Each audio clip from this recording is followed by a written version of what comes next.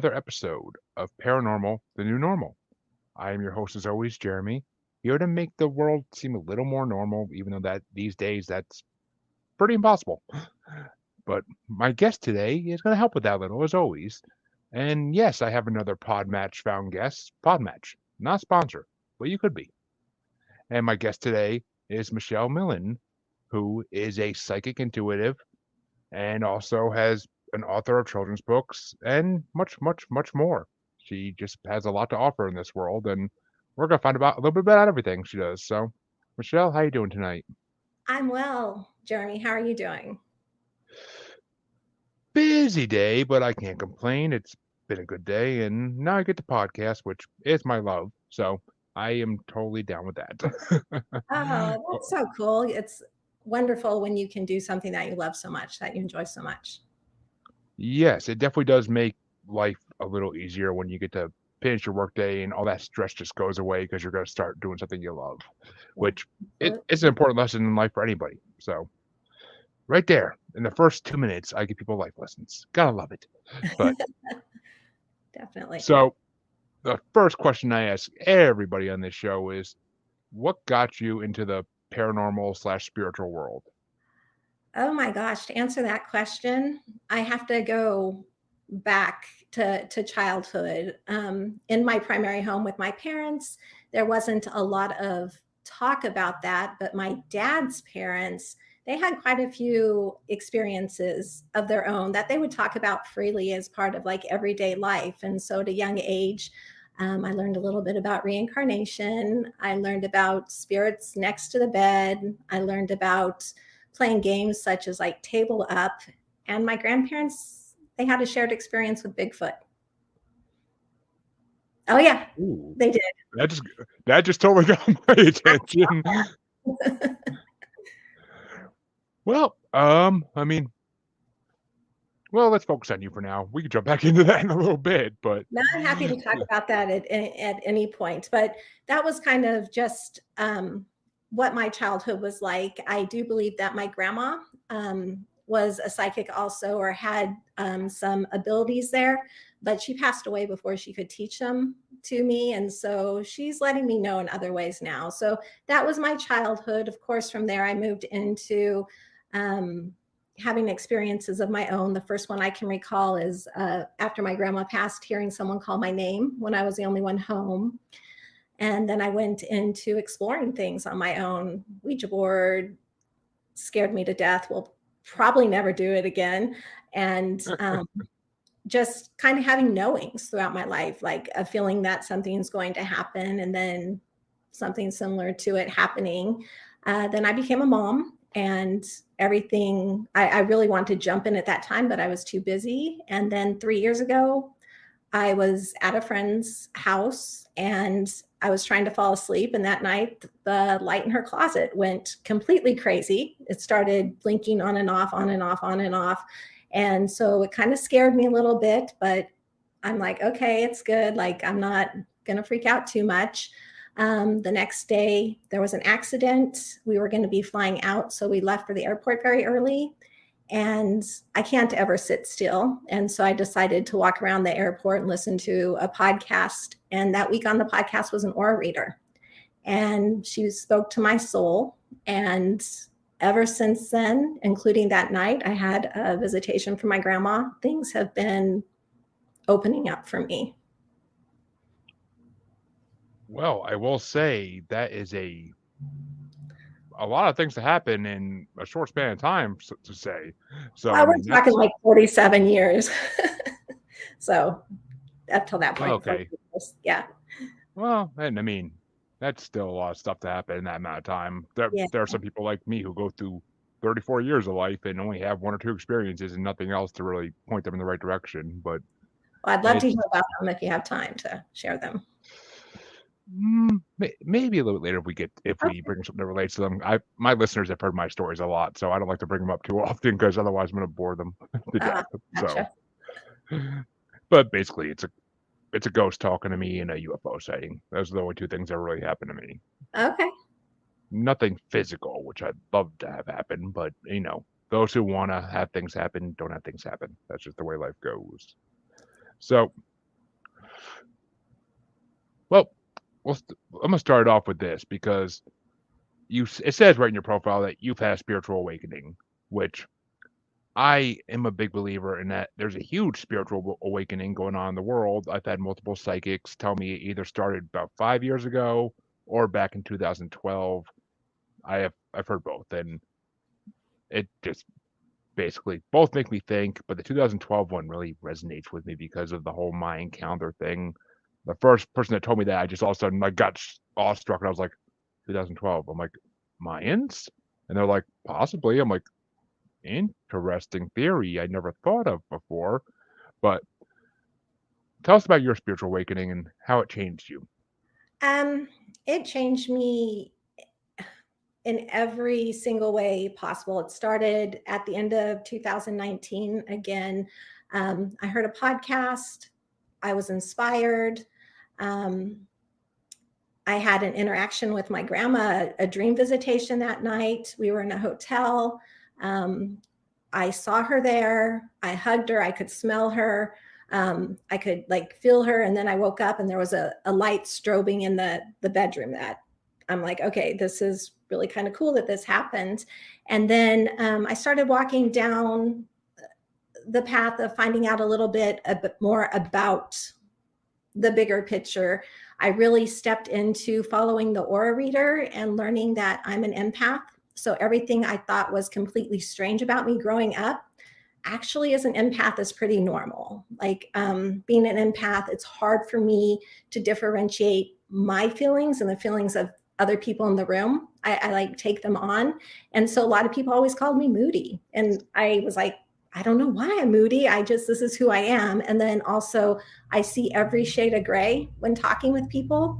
And I always thought, that was kind of a blessing and kind of a curse. But I've only found out recently that if someone with emotion behind it tells me how they're feeling, I'm going to be able to step into their point of view and understand it, even if it's at my own detriment. All right, which makes sense. I mean, I can't imagine getting called moody because of feeling other people's feelings. I'd be so mad. Yeah, I But didn't know that's what was happening. I just knew that I was fine and then I was in a bad mood. Or in a really good mood. It was really, I just had no idea. I was unaware. I was an unaware empath, I guess. an afternoon Facebook user, not sure who you are, but welcome.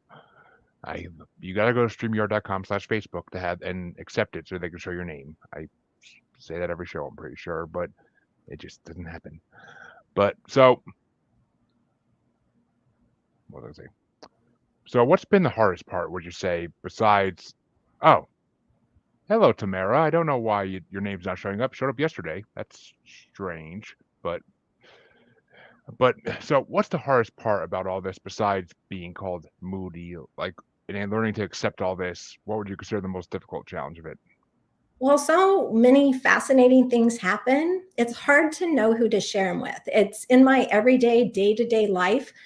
I don't have a lot of people who I can just go and talk to about what's happening because they'll look at me kind of like through side eyes or, that vacant look on their face.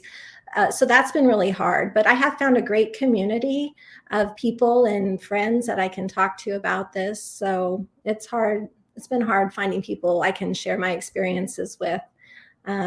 It's also been hard having my physical body adjust because I always think there's something wrong with my eyes. Did I really see that? So many trips to the eye doctor just to confirm my sight was fine. And really opening up to it, to the people in my world, like coming out here for me, having this conversation on an open platform is pushing my comfort zone, but in a way I want to. It's a direction I want to open up. I want to talk about these things. All right, which I mean that's very respectable right there that you want to experience all this. I know many people who have experienced things like this in their life and they talk to me about it privately and they just say like I don't want to go out into the world and say I can do these things. I can sense these things because they're worried about the backlash of people, which mainly being family. And so how has your family taken all this? Are they accepting of it or have they been argumentative about it? I've had both reactions. I've had people very supportive and excited and wanting to talk to me about things, asking me what I feel. I have other people who think it's like a party trick, like, oh, bring out your cards right now and we'll just play this little game. And then I've had other people think it's evil. And so I've had a little bit of everything. And I'm learning who I can talk to and open up about this to and who I cannot. Which is, I'm sure, is a process that everybody who does this has to go through at some point. Because, Right. I mean, my wife, for instance, since she was a child, she's been sensitive to things, and she's had premonitions, and she would say these things to her grandmother, and her grandmother used to tell her, like, you're of the devil. So, Oh, I that's mean, hard. family, Hard. it's hard. I mean, I don't know if, I mean, her grandma was very religious, so I don't know if her grandmother was just saying that kind of in jest or if she was actually really serious about it. I mean, she never tried to have like her exercise or anything, but still, at least I know of. But I mean, it's just some people can be there are very stubborn people out there who find it hard to believe that anything besides what they experience can happen in the world. So, Right. And it's even been hard for me because I was raised Lutheran, and taking my religious background and the experiences that I'm having and try to figure out how they come together, and just accepting it the best I can um, in my own mind and moving forward with that. see, I was the same way. I was raised Christian. I'm an agnostic now. I don't really lend my hand to any religion per se because I hate organized religion at this point because of everything they've done in the world. But I do I do have some spirituality, and but it's funny because when I was a young Christian, I believed in Bigfoot and Loch Ness Monster and all the cool cryptids I read about in books in school. But I couldn't believe that people could do telepathy or that they could read people's minds or that they could anything or just sense things. I mean, I didn't believe any of that. And then as I got older, I just realized how stupid I was as a kid not believing in that stuff. Like, of course, if there's physical cryptids out there, there has to be people who could do certain things. I mean, people have abilities all over the world that they find out about as they get older. I know I'm a little, upset with myself that I didn't have time to jump into this when I was younger. I was busy doing the parent thing and distracted by other things. And I feel like I need to make up for lost time now and wanting all the answers now. And that's not exactly how it works. So just finding patience and balance is a new thing that I'm learning through spirituality. And I like quiet a lot. I like to meditate a lot. So. Yeah, I've been told meditation's a huge thing in this world and that you have to, if you want to enhance abilities, you have to meditate. I've had multiple psychics tell me that they think I have the ability to, but I need to meditate in order to really open it up. I'm like, I have two young kids and a full-time job plus two podcasts. I don't have time to meditate. If I'm meditating, I'm sleeping.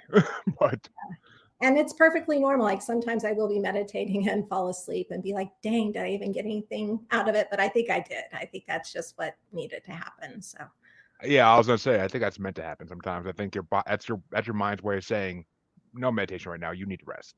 But so I believe you said you had four kids.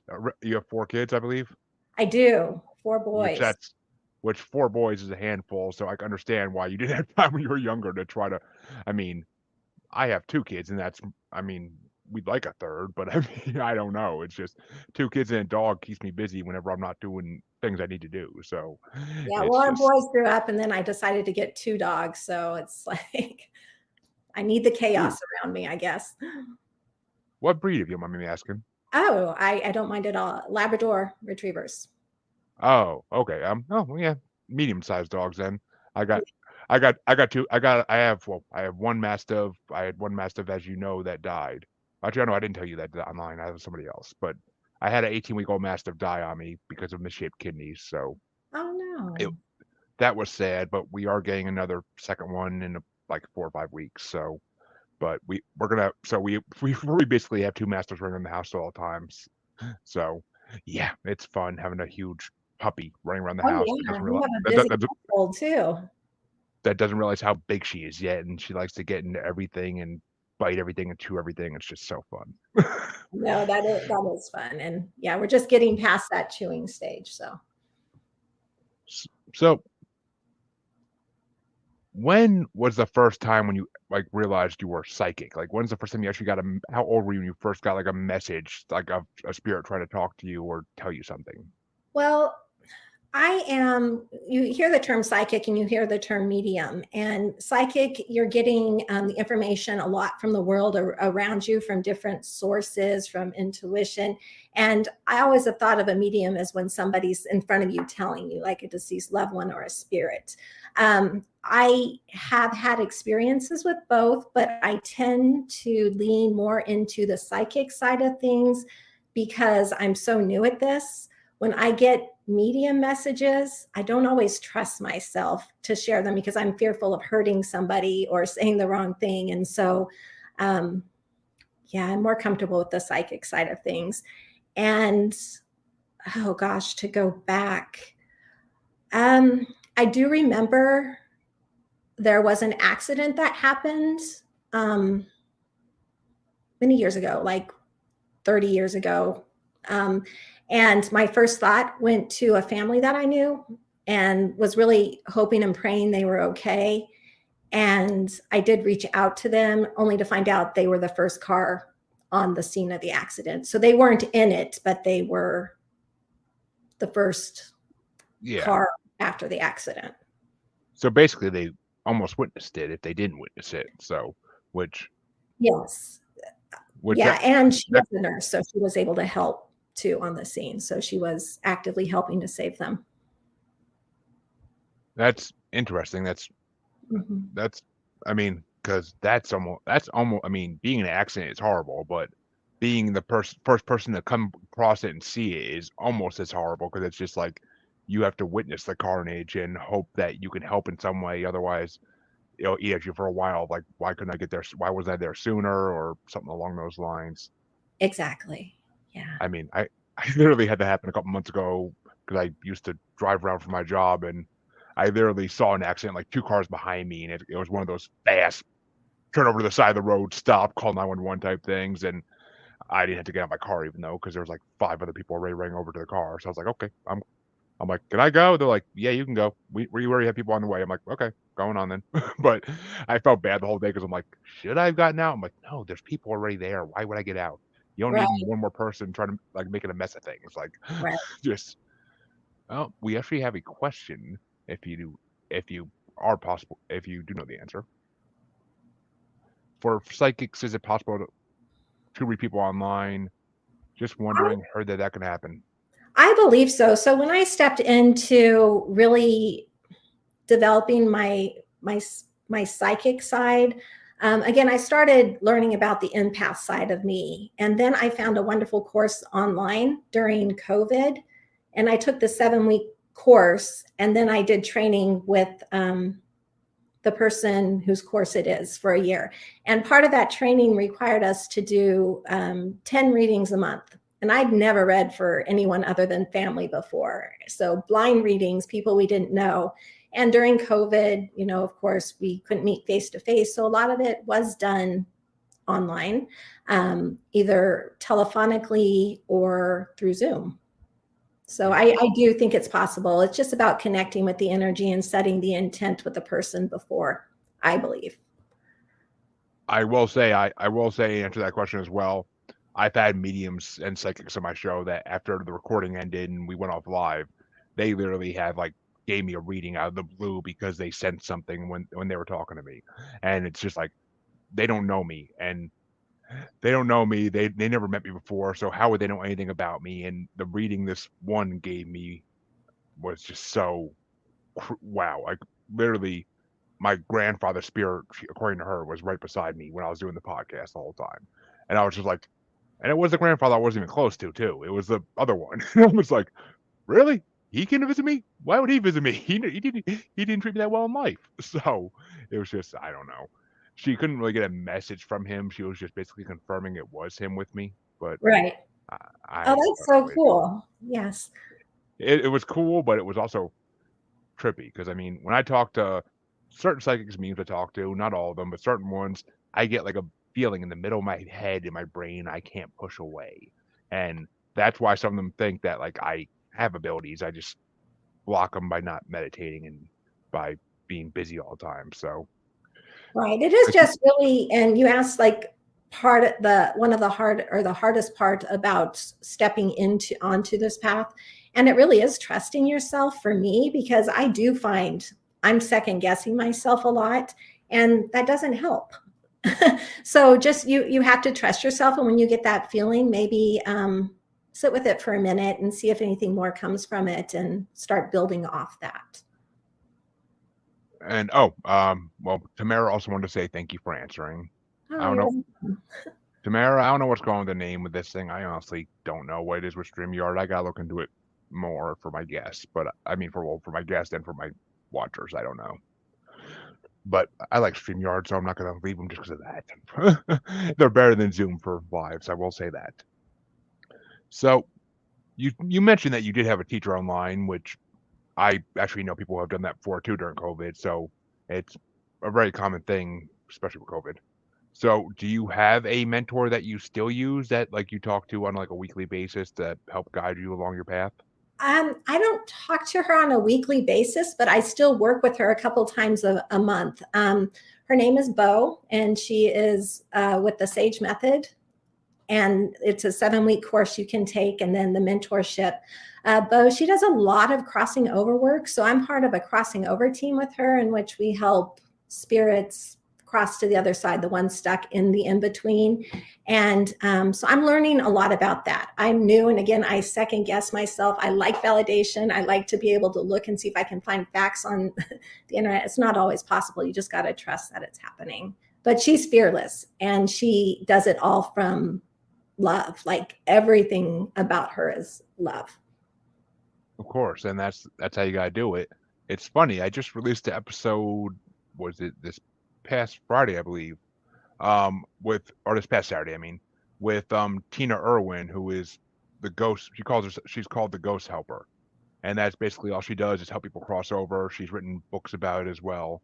Very interesting person to talk to, and so I truly appreciate when people do that work because I honestly need someone to come to my house and do that to the spirits living in my house because it's creeping out my wife and my kids at this point, and I just want to kind of get rid of them. But Yeah, there's something here that's creeping out one of my dogs too, and I haven't quite figured out what it is yet. But I did have like an experience with a spirit and my son when I was younger. We had fallen asleep, and we were taking a nap, and he woke up before me. And I am not one to jump right out of bed. Like, I need to come to my senses. I need to slowly wake up. Well, a toddler's not going to slowly wake up. So he was walking around my bed. He was like hitting the side of it. And all of a sudden he stopped, and his eyes became fixated across the room at something. And he started saying, like, little boy, get out of my mom's room. Little boy, I don't want you here. Little boy. And his eyes were fixated, which was scary. And so I didn't know what was happening. I flipped on every single light in the house. I picked him up. I ran downstairs. I called someone on the telephone. And that was kind of a moment that had me, I mean, it's unforgettable.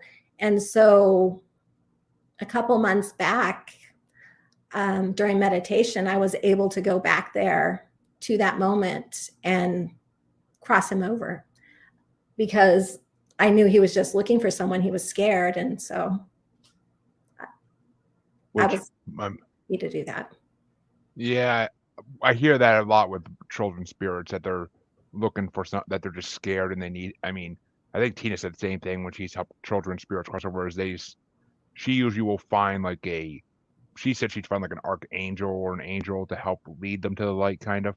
Which Right. I don't know if you work with angels. I know not all mediums psychics work with Yeah, angels, I do. but oh, interesting. Which I may have a question about that in a minute. But apparently, Tamara says she has a spirit that keeps turning on her bathroom sink. Ooh, One of those mischievous spirits that likes to play games on people. yeah.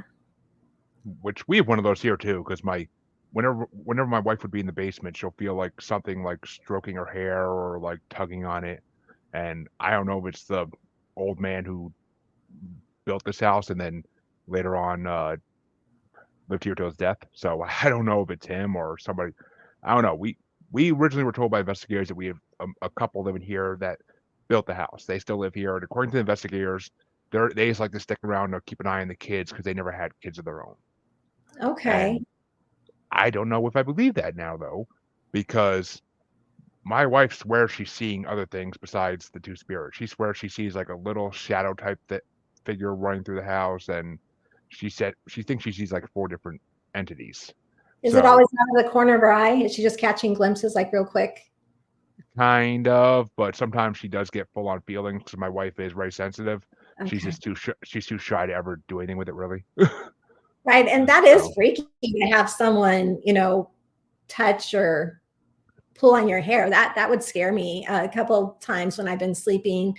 Or actually, this was an astral travel experience. I was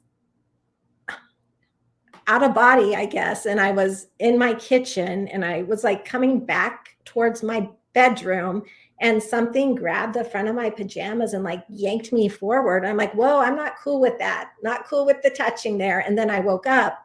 So I wasn't an astral or a dream state, but I felt it. And it was just like, nope, not good with you. You touching me and scaring me like that. yeah, which I mean, astral projection is a very real thing. I know it is, and I actually have looked into possibly being able to like study it one day to do it because one of my fellow co-hosts on another show I do, Global Strangeness, Deborah, she told us about when she like during COVID, she took an online course, like a week-long course in it, and she actually can do it to some degree. She's still new at it, so it's a novice that she is, but she said there was a New York City detective that actually was taking the course too because to try help him solve crimes, which Yeah. I found that fascinating. Yeah, no, I do too. And I think we all astral travel. We're just not aware of it. And the first 2 times my body almost astral travel, it freaked me out so bad that I felt myself like pulling, even though I was asleep, pulling myself back. Um, and I wanted to do it. So it just made no sense to me. Here I'm wanting to astral travel. Here I'm asking to, and then I start to, and it scares me. But since then I have. And the first time I really remember it, um, I felt myself, my spirit go out through my arm. And then I was like in this big open area, like Grand Central Station or a big mall or something. And there was freedom and I could move. And I was like up in the air looking at everybody around me.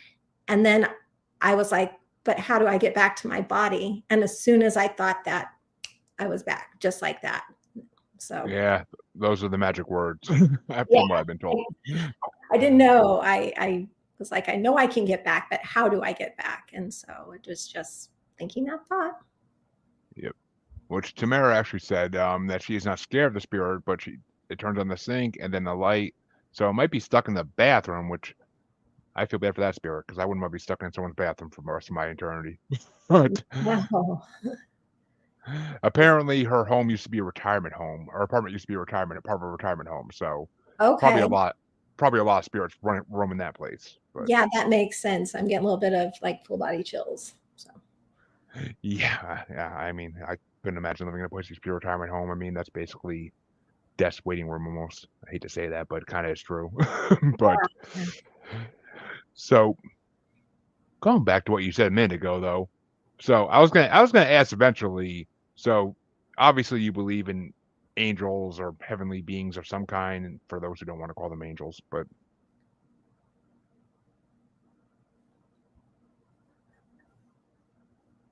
so you believe in angels, I believe, or Yeah, I'm sorry. The volume went out there for a minute, so I couldn't hear you. uh, Yes, even all those years back, all the research I did was about angels. And just recently, I'm like, it's always been angels. And so really stepping into archangels and their healing abilities and what each one offers and trying to learn more and more about them. do you have a particular archangel you use, or do you just rotate through the ones based on the needs you have at that point? I feel like Archangel Michael is always with me. And so he's always there. And actually, it's funny you should ask, because if I can show this, like this is, I don't know how this camera works, but these are all the crystals associated with the different archangels. And for this interview, I drew out 3 to sit next to me. The first one's for Archangel Michael. Archangel Raphael, and then this one for Archangel Uriel. Michael is a popular guy, I'll say, because a lot of people I talk to use him. I mean, I think he's one of the most popular ones, regardless, because of his abilities. But yes, he's a protector, and he is strength, and he's forward movement. So, well, I mean, yeah, everybody wants to move forward in life. They don't want to move backwards because that's never a good thing. But so, if you believe in angels, do you believe in demons or underworld creatures? Because I'd never like to just use one word for anything. But I always did growing up believe that there was heaven and there was hell. And now I don't know, it's shifted a little bit. I know there's energy out there that's not for the greatest and highest good of anybody. And I really put a lot of protection around me before I do any of my spiritual practices, is to not run into it. I mean, there have been a couple times I've walked into something and just felt like, I'm going to get sick, or been a little bit fearful, but typically I just put a lot of protection around me. which, yeah, I hear that a lot. And protection must really work if everybody's actually using it and it Yeah. actually works against these beings, I'll say. But and yeah, that's a common thing. Like even in like literature, that psychics get sick around demons. Like they feel like something is wrong with them. Like they feel nauseous or just upset stomach. Or I mean, these demons seem to have that ability when they're around people that they could just inflict that, which it makes sense. But I myself have never don't ever think I've been around a demon. I could be wrong, but I mean, I definitely met some people who could have been. But Yeah. there are ones walking around for sure. yeah, which makes you wonder why. I mean, yes, I mean they have purposes. Obviously, we're taught that growing up, but makes you wonder if there is some bigger plan going on where they're trying to actually take power from something or someone. I don't know. I like to speculate though. I do a lot of speculating myself. So Well, let me ask you this. Have you ever had encounters with shadow people? um I've caught glimpses of things out of the corner of my eyes, like shadows that way, but not shadow people, like not so much. Like I do catch glimpses out of the corner of my eye. I don't know a lot about cryptids, so I was looking forward to learning a little bit about them through you too, and like where your interests are. And Ooh, well, I can gladly accommodate that. I was just I got in a habit of when I talk to mediums and psychics not bringing cryptids up because a lot of them just don't either pay attention to them or they don't know about them. So they if I bring them up, they usually are just like, I have no idea. But yeah, I don't know any much about like Bigfoot. My grandparents had that experience, so always have been aware of Bigfoot. And I recently listened to a podcast on black-eyed children, so I know that's not probably the same as what you're talking about, but could be. I don't know. I don't know if they're well, classified as cryptids. Are they? black-eyed children, and we actually did an episode of Global Strangeness about black-eyed children.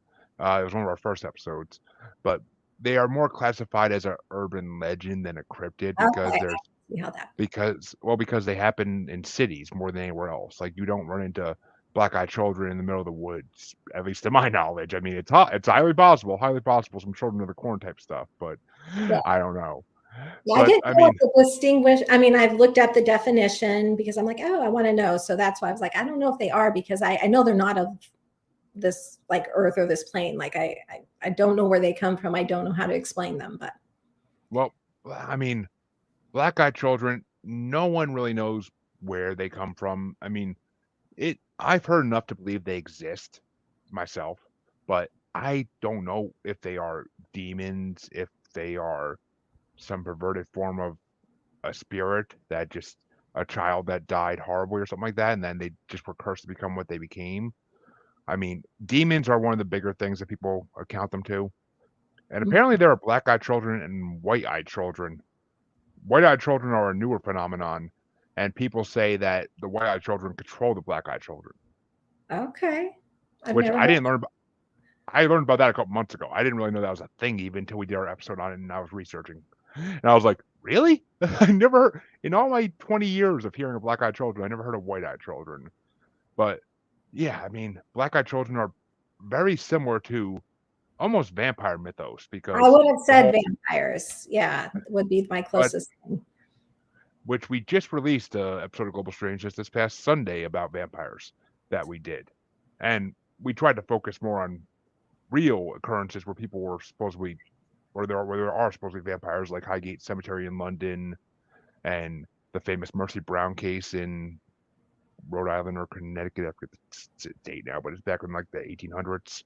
But that was just tuberculosis misdiagnosed by people who didn't know better. But basically, I mean, black-eyed children, I mean, everybody knows they knock at your door or at your car door and they want you to let them in. But the newer thing with them is people have like walked up, I've seen kids in like the median of a busy street in a city, and they'll go up to them and be like, "Hey, are you okay, kid? Like, do you need help?" And they'll turn around and the eyes will be completely black. And that's when people just like walk away or run away as fast as they can because they know the urban legends of it and they don't want to get involved with these creatures. Because Right. Yeah. I mean, because no one's ever told the tale of what happens if you let them in your house. And there's probably a reason why that hasn't gotten out. So there's probably a reason for that. But I assume if you let them in, you're not going to be living much longer. But Yeah. Well, I mean, they know but how to prey on vulnerabilities because you know the natural instinct is to help a child. But yeah, obviously there's something off, and that's what always is reported. There's something off and off feel about them. Plus their eyes. yeah, there is. I mean, and I mean, it's just one of those things in the paranormal that we don't have enough answers to the questions for because there's it's an interesting thing. Like all the good ones are interesting, but the ones we know the least about are the most interesting because we don't know them. Right. I mean, but I do want to hear about your grandparents' Bigfoot story. I'm so happy you brought that back up because it completely slipped my mind the last half hour or so. No, it was such a big part of my childhood because if you had them together, they shared the story. If you had them apart, they'd share the story. And it was always the exact same story. It never changed. And when they would tell it, they'd always have a look in their eye like they were going back and experiencing it. But they were in the Klamath Falls, Oregon, and they were down by a river and they were with their dog. And the dog started barking and they looked up, and across the river, they saw this Bigfoot, this huge, I don't even know how to describe it, this huge man, this huge, figure across their hair, top to bottom. And it started swimming across the water, the river towards them. And that's when they decided to leave. And they had a hill that they had to climb up and their car was parked at the top. But that was their experience. And you couldn't ever convince them because people would try, oh, I'm sure you saw maybe a bear, maybe this. They're like, no, that's not what it was. Which, yeah, and when people truly see Bigfoot, they know it's not a bear. They know it's not, but it's just the way, I mean, and I wish they told you details on how it swam. I mean, I know they're probably trying to get out of there, but I would love to hear how Bigfoot actually swims because I never heard anybody talk about a Bigfoot swimming. Yeah, no, they didn't really explain it. They were hightailing it out there, but it started moving across, and maybe it just started walking. I mean, both of them have been passed, so it's been a long time since I've heard the story. But it went into the water, and they got out of there. They weren't going to wait for it to come out on the other side. Yeah, I mean, Bigfoot may have just been taking a bath too. Who knows? Yeah, But it could have been. it's 100% possible. But I mean, yeah, I can't say. I mean, I would stick around for a minute maybe just to see what its intentions are. But I mean, up in the Northwest out there, which is a huge area for Bigfoot, is the Northwest, as I'm sure you know. But Yes. and I mean, they tend to be more aggressive out in that part of the country, from what I've heard. And I think it's because we've been taking away their homes for hundreds of years now with logging and whatnot. So I think that's why they're aggressive. I think because they're taught as young Bigfoots not to trust humans and not to. I mean, that's where you hear all the stories of, oh, of truckers like parking on the side of the road for the night, and all of a sudden they hear something banging around the outside of their truck, and next thing they know, the next morning there's a huge boulder dent in the side of their truck or a huge like fist prints in the side of their truck from the Bigfoot. Like I just think out there, Bigfoots are more aggressive towards humans. I mean, out here in the East, we tend to leave most forests alone for the last Mhm. couple hundred years. Yeah, sure. When colonials came over, who knows what they did? They destroyed everything. But we just most forests don't change out here because it's state property and no one could touch it. No one could try to cut down the trees. So Right. Do you besides think the they're state, dimensional? I think they must be dimensional or on another plane, and they just kind of step in and out of our plane of existence. I've had a lot of people on the show that try to tell me that they are, and like these are investigators who investigate Bigfoot constantly, and they say that Bigfoot is ultra terrestrial, which means interdimensional. Right. But I don't know because I mean, yes, it's highly possible. It could be. It very well could be. I could be 100% wrong on this, but I personally like to believe that Bigfoot are have been on this earth as long as humans, if not longer. I'm Okay. a big I'm a big proponent of the Gigantopithecus theory that they were around the same time as Homo sapiens back in the caveman days, but Homo sapiens started to kill them out, and we thought for a long time that Homo sapiens did kill that race out. But what if they just and they because they were bigger than humans, they were usually 8 9 feet tall. Um, so I don't know. Like, do I'm not sure. Like, I that's my theory. I lean to is I think they just got better at hiding, and they said, "All right, these guys are killing us. They're going that way. We're gonna go this way, and we're just gonna spread out and hide in the woods, Right. and that way build our homes in the trees and in the woods where no one can find us." And because they are intelligent, they are highly, highly intelligent. But Hmm. the reason people usually go to the ultra terrestrial side of it for Bigfoot is because the whole question of what happens to the bodies. Oh, If that's a good question. because there's been stories before of Bigfoots being shot by hunters and the guy will come back in town the next day. This is like a lot of these were like in the 40s, 50s, 60s, even 70s, and the guy come back in town the next day and be like, "I shot a Bigfoot," and then him and his buddies drive up to show where he buried the body, and nope, body's gone. Which, in my theory, in my theory, they either I think the Bigfoots take the body. I think they take the body and they do some kind of ritual with it that they have been doing for thousands of years. They either, I mean, I don't know if they know how to make fire, but maybe they burn it, or maybe they just bring it into cave systems and bury it there where no human will find it. Because a big proponent of Bigfoot for me also is the cave systems in America. I mean, there's a huge one in the East Coast, there's a huge one in the West Coast, and there's some in the middle too, but the coasts have a lot bigger cave systems, and that's my theory for a lot of cryptids is these cave systems hide the cryptids and let them travel where they need to travel without being bothered because human beings don't go into these caves all the way. Never has the cave system on the East Coast been explored 100% by humans. There are so many twists and turns and dead ends that it'd be deadly for humans to try to explore that without being Right. prepared. Yeah. And I think that's what a lot of cryptids do. I think they know like humans don't go past this point. We're gonna go in all the way, and we're gonna just chill here and make it our home. At least for some parts of the United States. But No, that would make sense. I definitely am not a fan of caves, so you wouldn't be finding me in there chasing one. I mean, I'd be more scared of finding a bear than a Bigfoot because I think a bear would kill you before a Bigfoot would. But then again, I don't know. A bear just might want to cuddle with you and bear hug. I don't know. But I it's just because that's my theory. That's always been my theory is that they use these caves, and that also explains a lot of the missing 411, which are people who had disappeared in the woods over the last 40, 50 years. And no bodies found. No one knows what happened to them.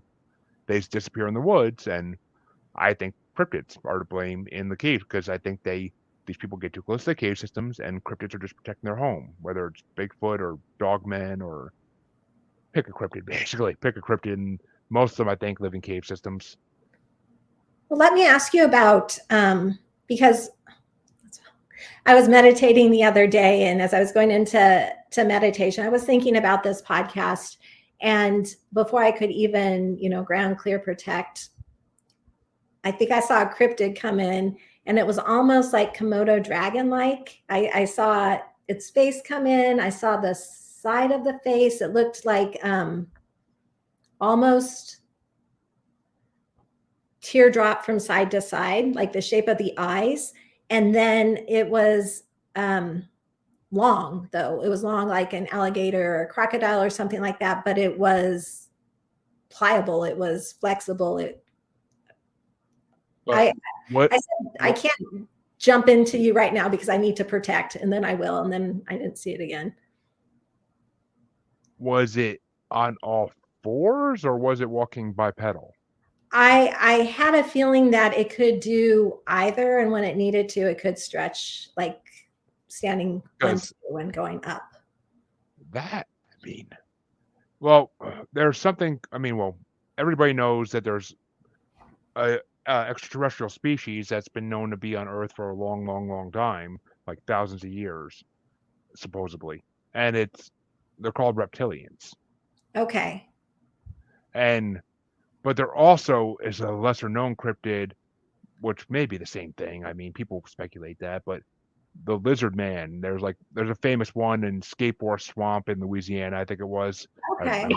I might be wrong on the state 100% on that, but it was Skateboard Swamp, and they called it the Lizard Man. It made the papers back in like the 60s or 70s, I think, or maybe even 50s. It made the paper back then. It was a well-known cryptid case for any paranormal investigator or anybody into the cryptids. They've done episodes of Monster Quest and all those shows on it as well. But people often think that they may just be reptilians, that people didn't know the word reptilian yet, so they just called it a lizard man. Okay. But reptilians have been known for. People believe that reptilians interacted with ancient civilizations like the Egyptians and the Aztecs, and that's where they got a lot of their advancements from. So I mean, and there is a huge part of people that believe that reptilians have psychic abilities and that they Mhm. interact with mediums and psychics. For Right. good or bad, that's an opinion. But I didn't get the feeling it was a reptilian because I think I have had interactions like in the past, just in passing or just a feeling, and it didn't. I don't think it was like a reptilian like um, from hmm, the I'm galaxy. trying to think. Then I mean, well, let me put it this way: I was talking to someone the other day who wrote a book. Vincent, his name's Vincent Field. He wrote a book called Lucid Dreaming and Astral Projection, Mhm. and he is a very big practicer of both of those practices. And he said that when he astral projects and lucid dreams, he goes through multiple different dimensions, like more than you can count, and Right. he's met a lot of different types of extraterrestrials or just creatures in general that he can't explain. So maybe you were kind of lucid dreaming when you were meditating and going into another dimension, and maybe you were getting a glimpse of one of their occupants. That could be. I mean, I believe anything is possible, and so I never discount the possibility of anything. I keep being Yeah, surprised, and that's the best part of this too, is there's always something new around the corner. I don't know how it all comes together, but I know that they're pretty incredible experiences. yeah. I mean, I other than that, I can't think of any known cryptid that looks like that. I mean, Okay. Well, I like a thought I like a would ask because I was thinking about the podcast, and so I'm like, well, maybe just popped in to give it a shout out. I don't know. well, I mean, you did this last week, you said, or earlier this week? It was like 3 days ago, Oh, probably. okay. So that would have been, yeah, I didn't, all right, I was gonna say, I'm like, if it was last week, then maybe you just were like, maybe it was around the same time I was interviewing this guy, and it just like kind of like the spirits, like, or not spirits, but the like wavelengths lined up, and it kind of like intersected what we were talking about. But Yeah. if it was 3 days ago or so, then no, that wasn't it. But I mean, I that to me would be the most likely explanation because I can't think of a cryptid that is. I mean, yeah, there's tons of lizard cryptids out there and just random reptile cryptids that people have seen once or twice, but none that I could think of that are like major cryptids. That's Okay. that's so interesting. Yeah. That Maybe that it'll would come come to up. you later. Maybe like you'll be sitting later and getting ready to fall asleep, and then you'll be like, "Ah, I got it," or it'll come to you. Or maybe, in the future they'll find one. Hmm. Very possible. Very possible. So, what was I gonna say? But what were there any other cryptids you were interested in? Because I mean, I could go on all day about cryptids, but I just don't know a whole lot about them. So well, let me ask you this: Do you okay, believe in extraterrestrials? absolutely. Yep. So, I mean, because well, and it's kind of the same question as Bigfoot, because a lot of people believe extraterrestrials are ultra-terrestrial as well, and Mhm. that they come through dimensions, and that's how they travel the Earth. But there's still plenty of people who believe the old school idea that they travel through space to get here, or maybe there's a mix of both. I mean, I've been told about both, so I tend to believe about both. But I, I was never like, I always watched Star Wars, but I was never really into those movies and things like that about extraterrestrials until it yeah, came into my whole practice and learning more about me and everything, that I'm like, I accept it. I accept that the energy's out there. I mean, as humans, we would have to be very egotistical to think that we're the only forms of life in this infinite, and I can't even say the word, this universe that just goes on forever.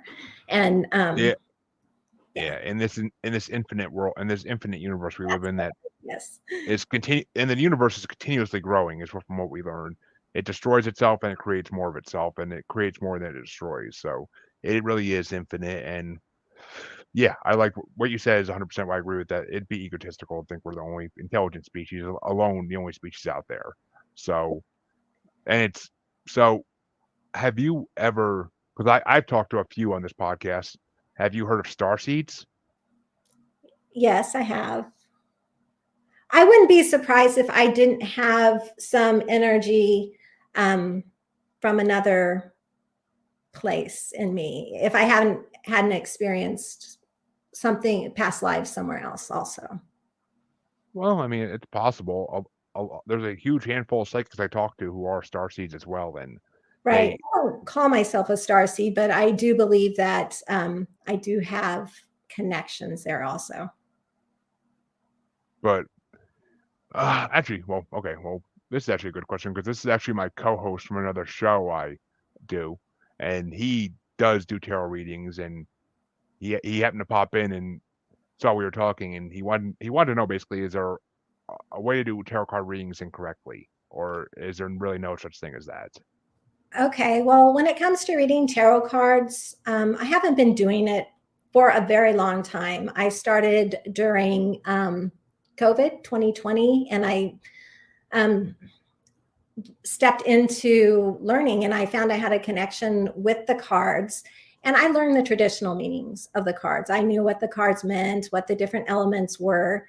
But when I read intuitively. And so I don't read in the traditional manner, and I just read what the card is saying to me. So as long as your intent is good and positive, I don't think there's a way you can read them incorrectly. Like if you feel pulled to read what you're seeing in it and it doesn't necessarily jive with the traditional meaning, I think that's okay. Which Chancey's actually been on this show, and he did a tarot card reading for someone in the audience at that point. Oh, So he, cool. yeah, it's his episode will be releasing, I think, the first week of October, if I'm not mistaken. It's I have so many episodes built up that I when you record 4 to 5 times a week, you build up a lot of episodes, and I release twice a week, so they do come out somewhat fast, but it builds up.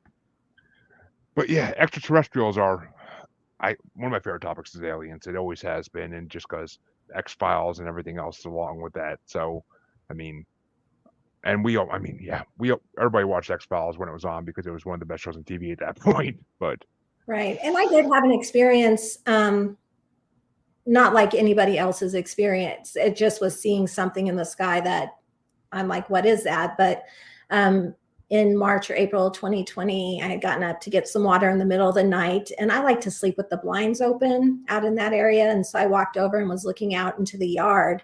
And all of a sudden, this light, three lights actually caught my attention. And it's almost like it felt that I was there, because it kind of stopped and then started to drop down and come like towards the window. And I literally there was a wall here. So I was standing against the wall like this going, oh my gosh, this is it. This is the time I'm going to be abducted or I'm going to find out something. And my heart was racing so fast. And then I stepped back and looked out the window. It was still there and it flew away. It was pretty amazing. And Chancey wanted to say thank you for the information on the tarot cards. Sure, I hope it helps. Well, I mean, it's funny because that's my other experience, and I'll tell you about it real fast because it's a fast one anyway. About, it was 2 years ago now, so actually right around 2020 probably. I was at my now wife, then girlfriend's house down the South Shore of Massachusetts, and we were coming in from the backyard with the kids, and it was getting dark. And my son all of a sudden stopped me. He's like, "Why are those stars moving?" And I'm like, I probably was drinking a little bit that day too. So I was like, because it's any day outside, I have to drink because I hate being outside. But I was like, "What are you talking about? Stars moving?" I look up, I'm like, "Ew!" And they were 7 or 8 or 9. I always forget the number, but star-shaped objects all moving in the same direction at the same speed through the sky. And as everybody knows, the human eye cannot see stars move. That's just impossible. So when I saw that, I was just like, okay. I'm like, well, buddy, that's aliens on their way home, basically. Because they didn't look like they were close to Earth at all. They looked like they were in space, just traveling in like a brigade or a battalion, whatever you want to call it, or whatever they call it. And it's just, I mean, I don't. So, I mean, that was my one experience seeing UFOs. And I mean, my wife thinks that she's been abducted since she was a kid. And she thinks that, I mean, I think she may be a starseed, honestly, because she has a lot of the same common occurrences with her that happen with starseeds. I don't want to go into too much detail because she'll kill me. But so I think she might be a starseed. I brought it up to her last week after talking to one of my guests about starseeds. And I was like, you know what? You may be one. She was like, you think? I'm like, I don't know. I mean, but the only way you could figure it out is to try to meditate more, try to figure out who you are more. I mean, that's the only way you could truly figure out like who you are. But have you ever heard of Andrea? I think her last name is Perron, Perron.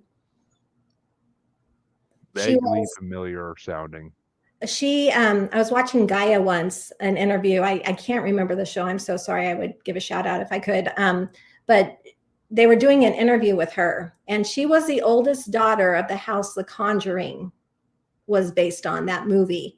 And she was a real life daughter of it. And so she was sharing her story, 3-part episode. The first 2 was about what happened in the house, but the last episode, which I think is the whole reason I was supposed to watch it, was talking about her experience with extraterrestrials. And she was talking about being outside and seeing all these different shapes up in the sky, which caught my attention because I see a lot of shapes around me, and like rectangles a lot. They move around and stuff. So I'm like, oh, that's really interesting. I wonder if the whole reason I'm watching this is because I have a connection there. So I went on to do a little research about her, and she was talking about conferences she went to. And she said it was interesting because a lot of the attendees are, and maybe I misinterpreted, but many of the people who go are firstborn children, light, like green or blue eyes, with an Rh negative factor. And all 3 of those are me. And so I was like, oh, wow, like, look at how the world connects. And I thought it was pretty cool and something I needed to start looking into. So that's really where I was like, I need to start looking into this extraterrestrial stuff a little more. Yes. And I mean, Rh negative, I'm not sure what that means. I never heard that. It's so, I'm so bad with biology and explaining things. It's the blood type. So you're either like A negative, A positive. And so I'm a negative. So both my parents carry the negative recessive gene. So I'm Rh negative. And it's kind of a big thing because if you give birth to a positive child, it's possible that your body starts producing things to fight that for the next child. And so you have to take your RH test. And yeah, my first child was RH negative, so we were okay. And my second one was positive. But had it been reversed and I didn't get the shot, it would have been not good. It could Okay. have. Oh, RH negative. It must mean recessive hereditary negative. Yeah, I think so. Okay, because I was a biology major. I never heard that actual verbiage before, so I was like, huh? But that makes sense. That makes sense to me now. Okay. And the only reason I remember is I had to get a couple extra shots in pregnancy, and I didn't like that, so that's what it was for. Yeah. Which okay, good to know that for the future when people say it. Yeah, exactly. Well, actually, okay, because I wanted to ask you about this before we got off. You wrote a children's book. I was kind of curious. I was kind of curious what it's about. Well, I'm the mom of 4 boys, and as you know, children have like these huge imaginations. And so it's a book about putting one of my kids to bed. Now it's based on one of my kids. His nickname is Bear, and the book's called Good Night, Sweet Bear. And just stalling at bedtime and wanting to play every game imaginable. And, you know, there are a lot of really small touches in that book. And the cool thing about that book is I had been thinking about it for a long time. But I never got around to writing it. And one day I was on a road trip and it started writing itself in my head, and it started writing itself in rhyme. And so I couldn't wait to get to the airport to start writing it down. It was coming so fast. So I had a little help there. That was a push from my guides, like, you just need to write this thing. Yeah, which I mean, that's actually awesome because I can relate to that. My daughter does that where like before bed it's always, oh, she has to do this first, she has to do that first, she has to make sure she has all 3 nightlights on the right color. Like it's just never ending. It's never ending. And I mean event, and then it's, oh, I want brother to sleep in my bed with me. I'm like, oh, come on, he doesn't want to. He's 3 years older than you. He wants to stay in his own room, do his own thing. But yeah. But They're fun. I miss them and wouldn't trade a minute of that time with them and those games we used to play. So yeah, I mean, I probably won't either. I probably will feel the same way in a few years when they get older, but right now it's still that aggravating point. But especially when it's like, I got a podcast to do in a half hour. Come on, go to bed. Like, yeah. But man, that's just the way it goes basically with kids, and I know that very well. So the question I'll end this on is, what advice would you share with anyone who's going through a spiritual awakening like you did?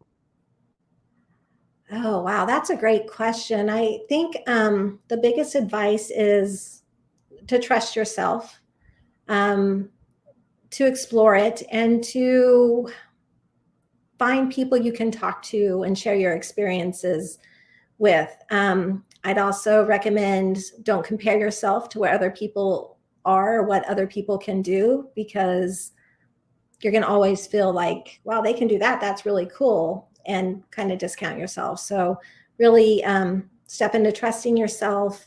Don't compare yourself to other people, and then find people you can talk to about it, and be excited about the journey. Be excited about what's going to happen when the next door opens. Very well put. Very well put, I think. And yes, it's good to have a mentor going through any part of life that's new to you. And something like this, you definitely should have a mentor for, because you could go down a very wrong road if you don't, if you are trying to open your mind to things. And there are things out there that want to take advantage of that. And if you don't know what to do to protect yourself, you can get some bad mojo going your way. Right. And it's all universal timing. And so opening up first as the empath and like getting these pieces of information coming in and having like, okay, I don't know what's going on. I have all these, like, you're juggling, you have too many things you're juggling. And then meeting my mentor and stepping into her program, it almost felt like she laid out a puzzle or gave me the puzzle pieces, and I could start placing them and putting them together and getting that deeper base. So I feel like I have a really good foundation to build off of. And I'm so incredibly thankful for the opportunity. And again, universal timing, they brought that to my attention. So I'm incredibly grateful. Yes, and lead with gratitude. That's also important. Be I grateful. agree. I agree. You should be grateful for everything you receive in life. So where can people find you if they want to find out more about you, or if they want to try to get your services? Um, I have two websites, but if you go to spirituallysituated.com, that's my blog. And you'll notice I only have one blog in there so far, but I'm going to be working on adding some more. But my contact information is in that. Okay, perfect. And And I'm as happy all my for oh, questions too. Like if people have questions or just want to, I love chatting about this stuff. So just reach out, have a all right. conversation. Well, there you go, people. You can find out more for yourself if you like, and I strongly advise you do. But as all my listeners know, you can find me on Paranormal the New Normal / Maniacal Music Musings podcasts with a S Facebook group. You can find me on Twitter and the Gram as @Juggalo Bastard. You can find me on YouTube as Paranormal the New Normal. Just search the name, it'll come up. And you can find us on TikTok as Juggalo Bastard Podcasts. No paranormal videos up there yet, but hopefully by the time this episode drops, I will have a few. I'm almost done. I'm almost done getting the other podcasts on. Breaking them down to 10-minute segments is such a pain in the butt. But and I will thank Michelle for coming on. It's been an amazing episode, very fun conversations, and I will thank her for coming on. I love Podmatch. I've yet to have a bad person come off it, and I've done at least 10 or 15 of them now. So off that site. So Great. Thank you, I Jamie. I have enjoyed being here and being able to push my comfort zone a little bit and chatting with you. Thank you. well, I'm glad I could help get you out in the world a little bit more. It's always a good thing when people with abilities can talk about them. It's always a great thing. And I will catch my listeners in about half a week, and I will catch any watchers in 2 days. I believe I have another paranormal interview, or actually tomorrow. Tomorrow, I'm sorry, tomorrow. But thank you for watching. Thank you for listening, and